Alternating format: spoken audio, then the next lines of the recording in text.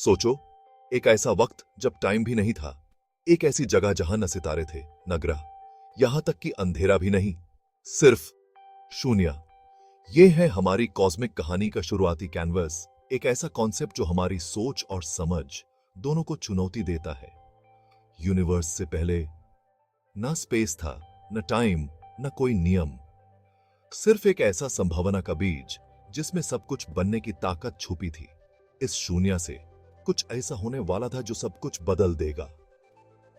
एक ऐसी घटना जिसने एक पल में स्पेस, टाइम, मैटर और एनर्जी को जन्म दे दिया। यूनिवर्स के जन्म के साथ सिर्फ चीजें ही नहीं बनी, बल्कि वो नियम भी जो रियलिटी को चलाते हैं। हर फ्यूचर स्टार, हर गैलेक्सी और तुम्हारे मेरे अंदर के हर एटम भी उसी संभावना में छुपे थे, बस बाहर आने का इंतजार कर रहे थे।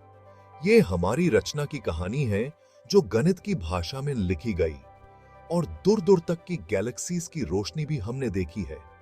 एक बिल्कुल साधारण शुरुआत से एक खूबसूरत और जटिल कॉस्मोस बनने वाला था, और अब पहला कदम उठाया जाने वाला था। और इसी जगह से शुरू होती है हमारी कहानी, हमारी कॉस्मिक जर्नी।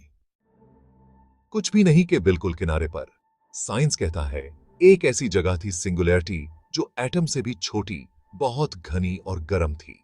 स्पेस और टाइम खुद उस छोटे से पॉइंट में बंधे थे, जहां फिजिक्स के वो नियम जो हम जानते हैं काम नहीं करते। हमारी थ्योरी इस हालत को पूरी तरह समझा नहीं पाती। ये एक ऐसा किस्सा है जो हमेशा के लिए छुपा हुआ है, यहां तक कि पूरी यूनिवर्स की टाइमलाइन भी एकजुट अवस्था में सिमट गए थे, एक अनंत संभावना के रूप में। न कोई बीता हुआ कल था, न आने वाला कल, सिर्फ एकजुट पल था। यूनिवर्स की सभी बुनियादी ताकत एक साथ मिलकर एक जबरदस्त शक्ति बन गई थी, और सिंगुलैरिटी अस्थिर होकर बड़े बदलाव के लिए तैयार थी। यह कोई आम धमाका नहीं था, बल्कि स्पेस और टाइम का जन्म था।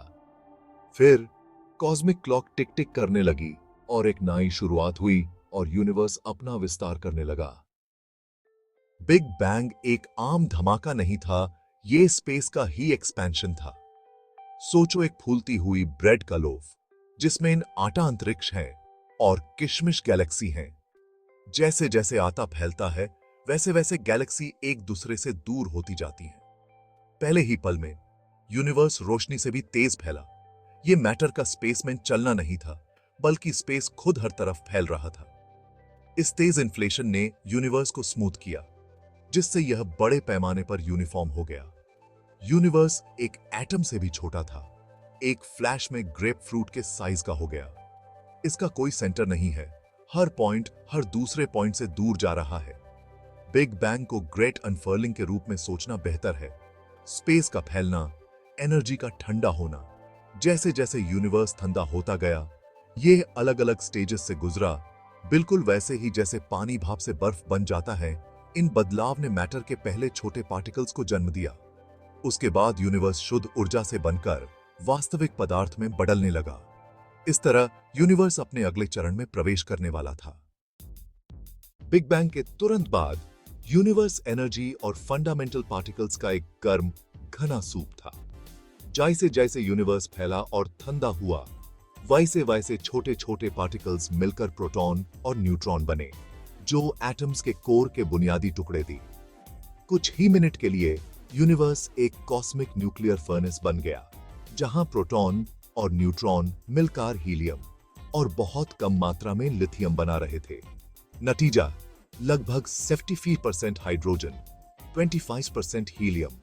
हर नए बनने वाले चीज के लिए कॉस्मिक रेसिपी। 3 मिनट बाद फ्यूजन थम गया, क्योंकि यूनिवर्स ठंडा हो चुका था। अब सितारों और गैलेक्सियों के लिए कच्चा माल तैयार था। लेकिन ये सिर्फ नाभिक थे।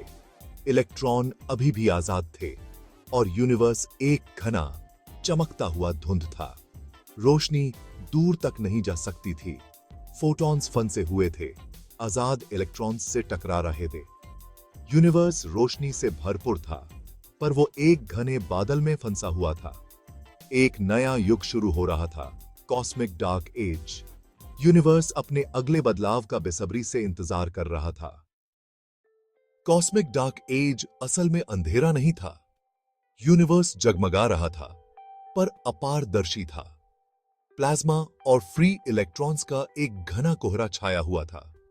फोटॉन्स फंसे हुए थे, दूर तक नहीं जा सकते थे, और इस वजह से यूनिवर्स एक ऐसी अंधेरी, बिखरी हुई दीवार बन गया था जो रोशनी को रोक रही थी। 380,000 सालों तक यूनिवर्स फैलता और ठंडा होता रहा। जब ग्रेविटी धीरे धीरे मैटर को गहरे गुच्छों में जोड़ रही थी, यह था गैलेक्सीज के बीच। यूनिवर्स बिल्कुल सिंपल था, सिर्फ हाइड्रोजन, हीलियम, कोई सितारे या प्लैनेट्स नहीं, बस इंतजार। जैसे जैसे यूनिवर्स लगभग 3000 डिग्री सेल्सियस तक ठंडा हुआ, इलेक्ट्रॉन्स आखिरकार नाभिक से जुड़ गए और पहले न्यूट्रल एटम बने। इस घटना को रिकॉम्बिनेशन कहते हैं, जिसने कॉस्मिक फॉग को साफ कर दिया। अचानक फोटॉन्स आजाद हो गए सफर करने के लिए। रोशनी आखिरकार स्पेस में चलने लगी। यूनिवर्स हो गया ट्रांसपेरेंट। सितारों के जन्म की तैयारी पूरी हो चुकी थी। अंधेरा अब खत्म हो चुका था। अब जब यूनिवर्स ट्रांसपेरेंट हो गया था, तो प्राचीन लाइट ने अपनी जर्नी शुरू की, जिसे अब हम कॉस्मिक माइक्रोवेव बैकग्राउंड के रूप में डिटेक्ट करते हैं। असली डार्क एजेस शुरू हुए। कोई सितारे नहीं, बस हाइड्रोजन और हीलियम के विशाल बादल। ग्रेविटी ने घने रीजन्स को एक साथ खींचा, जिससे बड़े गैस क्लाउड बने। 200 मिलियन सालों के बाद इन क्लाउड्स के सेंटर्स में न्यूक्लियर फ्यूजन शुरू हुआ। पहले सितारे पैदा हुए। ये सितारे बहुत बड़े थे, तेज और चमकीले जलते थे, जो प्योर हाइड्रोजन और हीलियम से बने थे। उनके सुपरनोवा एक्सप्लोजन ने भारी एलिमेंट्स बनाए और उन्हें स्पेस में बिखेर दिया। एनरिच्ड गैस क्लाउड ने अगली जनरेशन के सितारे और पहली छोटी गैलेक्सीज बनाई। अरबों सालों में गैलेक्सीज मर्ज हुई और बढ़ी, जिससे आज हम जो शानदार स्पाइरल और एलिप्टिकल देखते हैं, वे बने। डार्क एजेस खत्म हुए। यूनिवर्स लाइट के पॉइंट्स से भर गया। गैलेक्सीज का कॉस्मिक वेब बनने लगा। यूनिवर्स एक स्ट्रक्चर्ड, ल्यूमिनस कॉस्मोस बन गया। यूनिवर्स का एक्सपेंशन आज भी जारी है। गैलेक्सीज हमसे दूर जा रही हैं। उनकी लाइट रेडशिफ्ट से फैल रही है। एडविन हबल की डिस्कवरी ने कंफर्म किया कि स्पेस खुद अभी भी फैल रहा है। दशकों तक हमने सोचा कि ग्रेविटी इस एक्सपेंशन को धीमा कर सकती है, लेकिन 1990 के दशक में एस्ट्रोनॉमर्स ने पाया कि यह तेज हो रहा है। एक रहस्यमय फोर्स, डार्क एनर्जी, यूनिवर्स को अलग कर रहा है, और हम नहीं जानते कि यह क्या है। अगर यह जारी रहा तो यूनिवर्स का अंत एक बिग फ्रीज में हो सकता है। गैलेक्सीज अलग थलग, सितारे बुझ चुके, एक ठंडा, खाली कॉस्मोस।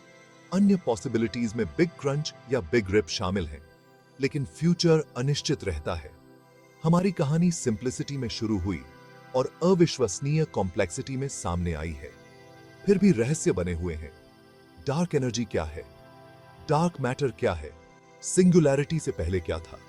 कुछ थ्योरीज बताती हैं कि ब्लैक होल नए यूनिवर्स को जन्म दे सकते हैं। हमारी कॉस्मिक जर्नी अभी खत्म नहीं हुई है। कई मायनों में यह अभी शुरू ही हुई है।